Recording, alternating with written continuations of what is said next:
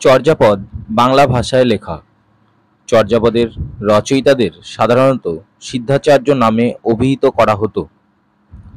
চর্যাপদের চর্যাচর্য বিনিশ্চয় নামকরণ করেছিলেন মহামহোপাধ্যায় হরপ্রসাদ শাস্ত্রী। চর্যার ভাষাকে সন্ধ্যা ভাষা বা আলো আধারী ভাষা বলা হয়। চর্যাপদে সমাজের নিম্ন শ্রেণীর অস্পৃশ্য মানুষের জীবন বর্ণিত হয়েছে। চর্যার প্রাচীনতম অথবা আদি সিদ্ধাচার্য হলেন লুইপা, তার পদের সংখ্যা 2টি। কৃষ্ণ পদাচার্য বা কাহ্নপাকে চর্যাপদের প্রধান কবি বলা হয়। তার রচিত পদের সংখ্যা 12টি। চর্যাপদের সন্ধ্যা ভাষার অর্থ হল আলো আধারী ভাষা। আসলে কথক আলো, কথক বোঝা যায়, কথক বোঝা যায় না। চর্যার ভাষা সকলের কাছে বোধগম্য নয়, তাই চর্যার ভাষাকে সন্ধ্যা ভাষা বা সান্ধ্য ভাষা বলা হয়। চর্যাপদের মূল পুঁথিটি তালপাতায় লেখা ছিল। পাতার মাপ ছিল 33 সেমি ইন্টু 4.1/2 সেমি। পঞ্চবিদাল বলতে বোঝায় রূপ, বেদনা, সংজ্ঞা, সংস্কার ও বিজ্ঞান। চর্যায় ব্যবহৃত প্রধান রীতিটির নাম পাদাকুলক ছন্দ। সিদ্ধাচার্য ভুসুকুপাকে চর্যার চিত্রধর্মী কবি বলা হয়। তার রচিত পদের সংখ্যা 8টি। চর্যা গীতির 2টি রাগরাগিনীর নাম হল পট মঞ্জুরি ও গুর্জরি। চর্যার ভাষা প্রধানত পশ্চিমবঙ্গীয় বা রাঢ়ী উপভাষার ওপর প্রতিষ্ঠিত। চর্যাপদের টিকাকারের নাম মুনিদত্ত। মুনিদত্ত প্রায় 50টি পদের টিকা রচনা করেছেন। চর্যাপদের পুঁথিটি প্রাচীন বাংলা ও নেপালি অক্ষরে লিখিত। ডক্টর প্রবোধচন্দ্র বাগচি মহাশয় চর্যার একটি তিব্বতী অনুবাদ আবিষ্কার করেন। নবচর্যাপদ কি? হরপ্রসাদ শাস্ত্রীর চর্যাপুঁথি আবিষ্কারের অনেক পরে ডক্টর শশীভূষণ দাশগুপ্ত নেপাল থেকে আরও 250টি নতুন চর্যা গান আবিষ্কার করেন। তা থেকে 98টি গান নিয়ে কলিকাতা বিশ্ববিদ্যালয় থেকে নবচর্যাপদ মুদ্রিত হয়। এটি আবিষ্কার করা হয় 1963 সালে। চর্যাপদে মোট 50টি পদ ছিল, কিন্তু 3টি পুরো আর 1টি পদের শেষাংশ নষ্ট হয়ে গেছে। উক্ত পুঁথিতে মোট 46.5টি পদ পাওয়া গেছে। চর্যাপদের মোট পদকর্তা বা সিদ্ধাচার্যের সংখ্যা 24 জন। চর্যাপদে পদকর্তাদের রচনায় পূর্ব ভারতের জীবনচিত্র অধিকতর প্রাধান্য পেয়েছে। মগধী অপভ্রংশ বা মাগধী অপভ্রংশ থেকে প্রাচীনতম বাংলা ভাষার জন্ম হয়। চর্যাপদের বেশিরভাগ শব্দই মাগধী অপভ্রংশজাত। চর্যাপদে পয়ার ও ত্রিপদী ছন্দের আদিম নিদর্শন পাওয়া যায়। বৌদ্ধ সহজিয়া সিদ্ধাচার্যরা বজ্রযান ও সহজানের 2টি ভাগে বিভক্ত হয়। বাস্তব জীবনের জরায়মান ও পুনর্জন্মের বিষচক্র পার হয়ে নির্বাণ লাভই বৌদ্ধ ধর্মের মূল মন্ত্র। শূন্য পুরাণ গ্রন্থের রচয়িতা রামাই পণ্ডিত। চর্যাপদের তিব্বতী অনুবাদক শিলচারি। চর্যাপদ পাল রাজার রাজত্বকালে রচিত হয়। হরপ্রসাদ শাস্ত্রীর প্রকৃত নাম শরৎনাথ ভট্টাচার্য। চর্যার ইংরেজি অনুবাদক হলেন P.C. বাগচি। চর্যার শেষ পাতার সংখ্যা 69। চর্যাপদ কুটিল লিপিতে লেখা। মেঘলা টিকা রচনা করেন আচার্য পা। ভুসুকুপাদের আসল নাম শান্তিপাদ। প্রাক চৈতন্য যুগের 2 জন বৈষ্ণব কবি হলেন বিদ্যাপতি ও চণ্ডীদাস। ভণিতা কাকে বলে? পদাবলী রচয়িতাগণ প্রায় প্রত্যেকেই পদগুলির শেষে শেষে নিজের নামের উল্লেখ করতেন। পদের শেষে একভাবে কবিদের নাম সংযোগ করার পদ্ধতিকে ভণিতা বলা হয়। চৈতন্য পরবর্তী যুগের বৈষ্ণব পদকর্তা গোবিন্দ দাস কবিরাজ দ্বিতীয় বিদ্যাপতি নামে পরিচিত। অলঙ্কার ব্যবহারে, ব্রজবুলি ভাষার প্রয়োগে, শব্দ ও ছন্দের ব্যবহারে গোবিন্দ দাসের বৈষ্ণব পদাবলিতে বিদ্যাপতির পদের মতোই অনুকরণ লক্ষ্য করা যায়। এই কারণেই গোবিন্দ দাস কবিরাজকে দ্বিতীয় বিদ্যাপতি নামে অভিহিত করা হয়। বিদ্যাপতি মিথিলার রাজা শিব সিংহের সভাকবি ছিলেন। বাংলা ভাষার প্রথম পদাবলী রচয়িতা ছিলেন চণ্ডীদাস। তার উপাধি কবি তাপস। চৈতন্য পরবর্তী বৈষ্ণবকর্তা জ্ঞানদাসকে চণ্ডীদাসের ভাবশিষ্য বলা হয়, কারণ জ্ঞানদাসের কাব্য প্রকাশভঙ্গিতে ভাব ঐশ্বর্যে চণ্ডীদাসের পদের সঙ্গে সাদৃশ্য লক্ষ্য করা যায়। তাছাড়া জ্ঞানদাসের রচনায় ভাষার সহজতা ও চণ্ডীদাসের সমতুল। বাংলা ও ব্রজবুলি ভাষায় জ্ঞানদাস পদ রচনা করেছেন। বিদ্যাপতি যে ভাষায় বৈষ্ণব পদগুলি রচনা করেছিলেন তার নাম ব্রজবুলি ভাষা। মিথিলার সঙ্গে বাংলা, ওড়িয়া, অসমিয়া ও নেপালি ভাষার মিশ্রণে যে কবি ভাষা গড়ে উঠেছিল তাই ব্রজবুলি নামে সাহিত্যে পরিচিত। বৈষ্ণব পদাবলিতে শান্ত, দাস্য, সখ্য, বাৎসল্য এবং মধুর রসকে পঞ্চরস বলা হয়।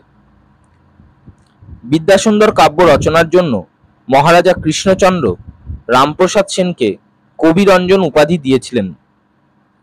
শাক্ত পদকর্তা কমলাকান্ত ভট্টাচার্য, রামপ্রসাদ সেন ও দাশরথী রায়।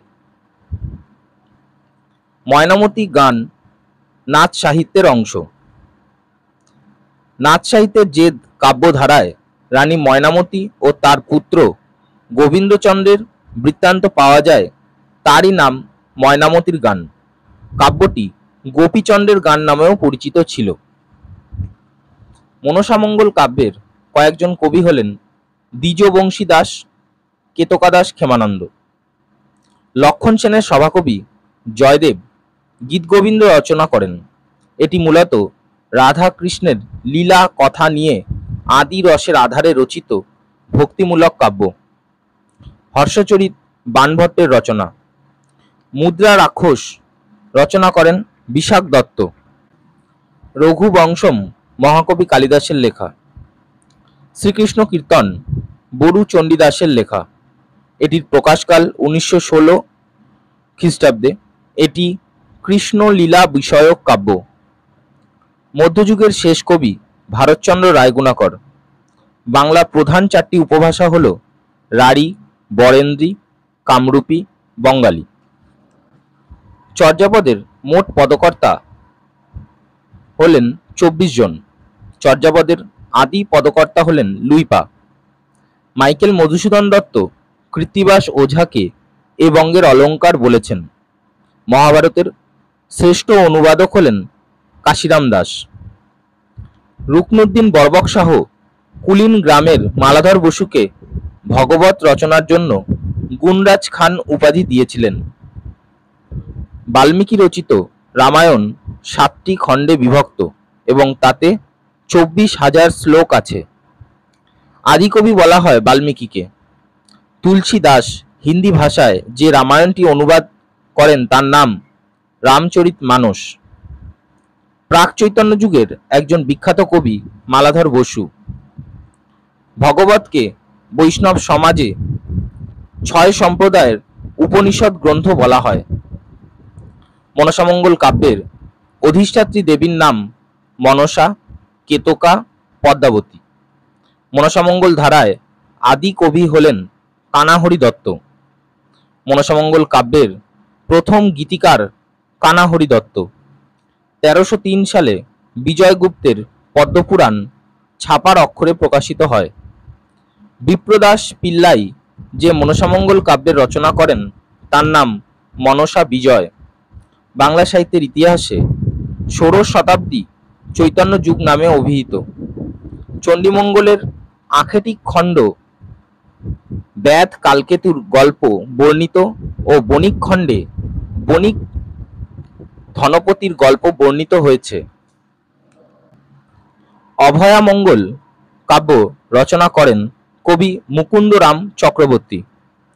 বাংলাদেশের রামপালের সভাকবি সন্ধ্যাকর নন্দী রামপাল বিগ্রহপালের জীবন কাহিনী অবলম্বনে রামচরিত কাব্য লিখেছিলেন।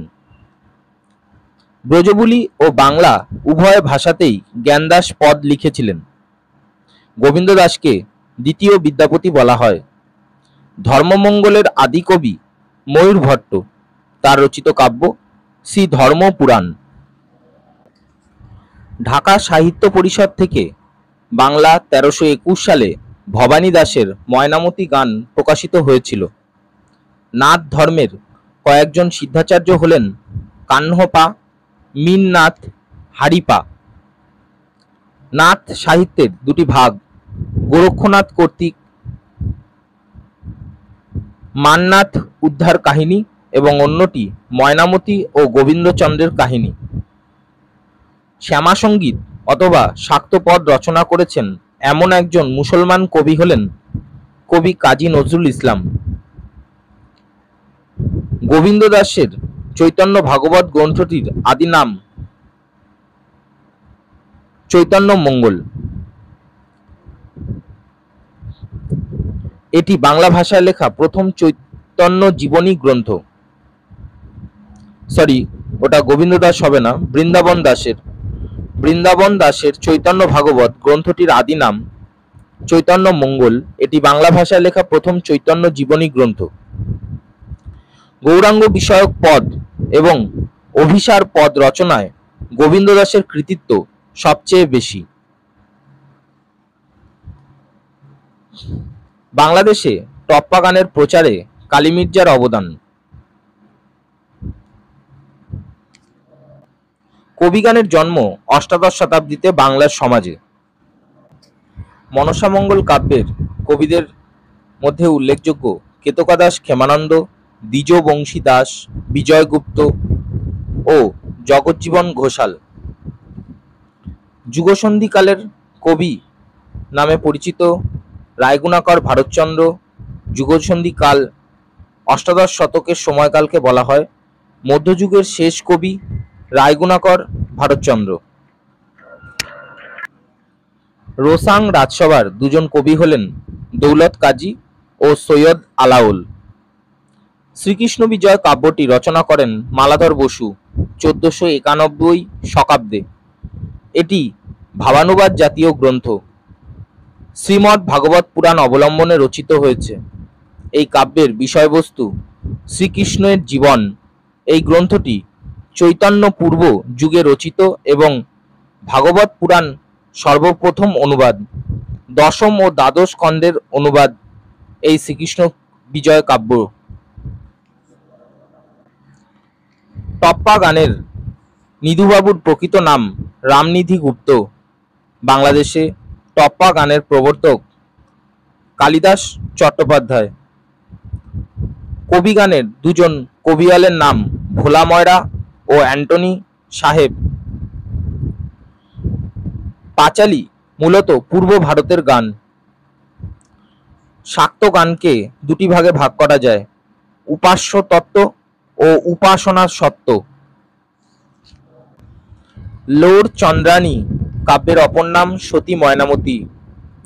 পদ্মাবতী কাব্যটি রচনা করেন সৈয়দ আলাওল ১৬৪৬ খ্রিস্টাব্দে। রোসাং রাজসভার জনপ্রিয় কবির নাম সৈয়দ আলাওল। দৌলত কাজী আরাকানের রোসাং রাজসভার কবি ছিলেন। দৌলত কাজী সপ্তদশ শতকের কবি। তার রচিত কাব্যের নাম লোর চন্দ্রাণী। লৌকিক সাহিত্যের প্রথম কবি হলেন দৌলত কাজী। তিনি আরাকানের রোসাং রাজসভার কবি ছিলেন।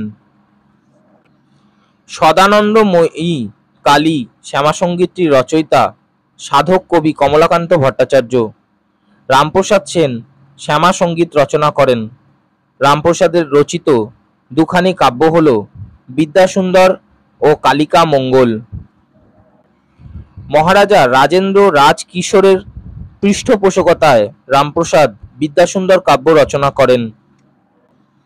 রামপ্রসাদ সেনকে নদিয়ার মহারাজা কৃষ্ণচন্দ্র কবি রঞ্জন উপাধিতে সম্মানিত করেন। কালীকীর্তন এর রচয়িতা রামপ্রসাদ সেন। বিদ্যাপতিকে অভিনব জয়দেব বলা হয়, তার কারণ বিদ্যাপতি গীতগোবিন্দ থেকে ঋণ করেছিলেন এবং জয়দেবের আদর্শে অনুপ্রাণিত হয়েছিলেন, তাই তিনি অভিনব জয়দেব। বিদ্যাপতি রাজা শিব সিংহের কাছ থেকে এই উপাধি পান। বিদ্যাপতিকে মিথিলা ও বাংলাদেশের মধ্যে সাংস্কৃতিক আদান প্রদান করেছিলেন বলে তিনি মৈথিলী কোকিল নামে পরিচিত। জ্ঞানদাসকে বিদ্যাপতির আলংকারিক রীতি পরিহার করে চণ্ডীদাসের সহজ সরল রীতিকে গ্রহণ করেন, সেই জন্য জ্ঞানদাসকে চণ্ডীদাসের ভাবশিষ্য বলা হয়। বৈষ্ণব পদাবলীর ভাষার নাম ব্রজবুলি।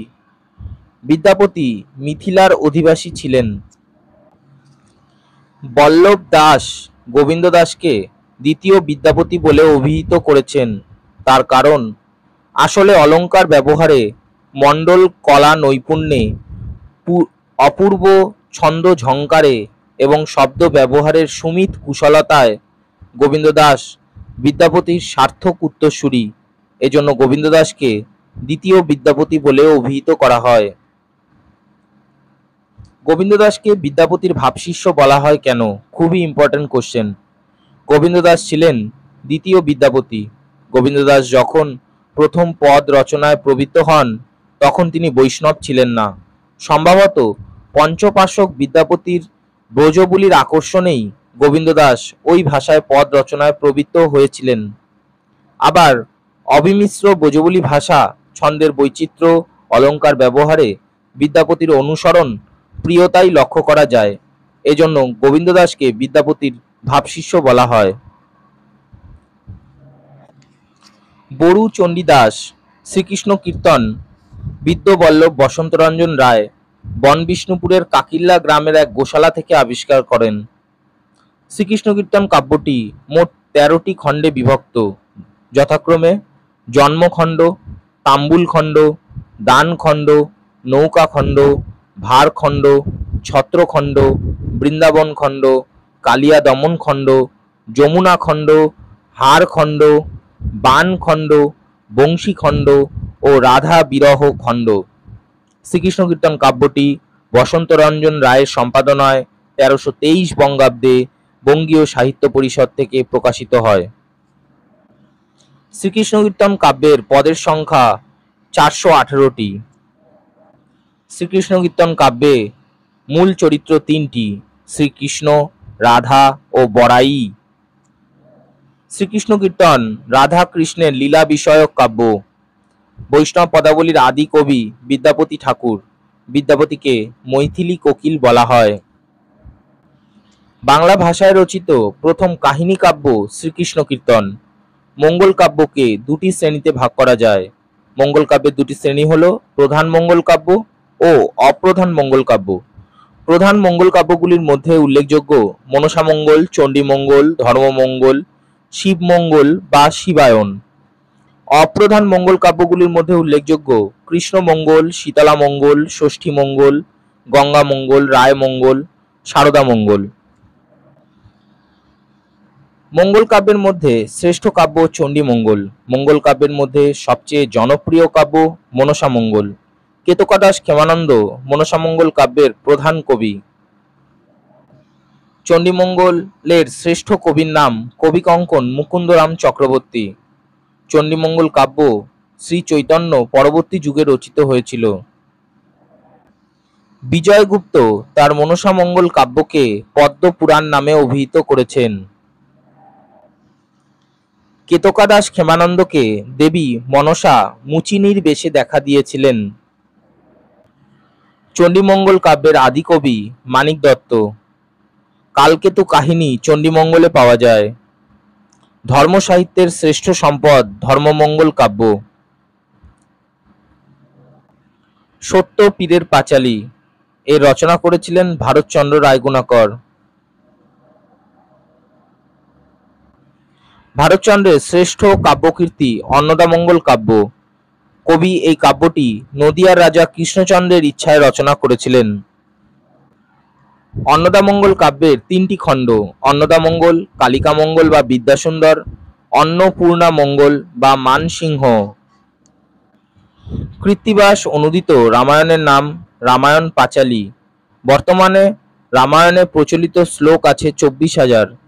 বাল্মীকি আদি কবি বা কবিগুরু হিসাবে পরিচিত।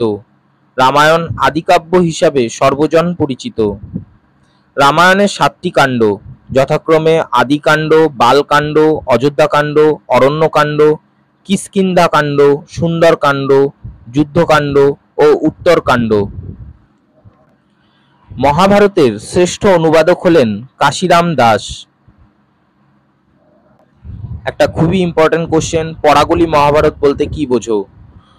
গৌড়াধিপতি হুসেন শাহের এক সেনাপতি ও চট্টগ্রামের শাসনকর্তা পরাগল খান নির্দেশে তার সভাকবি কবীন্দ্র পরমেশ্বর এক মহাভারত রচনা করেন। কবি নিজ গ্রন্থের নাম পাণ্ডব বিজয় দিলেও গ্রন্থটি পরাগলি মহাভারত নামেই খ্যাত। তাহলে পরাগলি মহাভারতের রচয়িতা কবীন্দ্র পরমেশ্বর।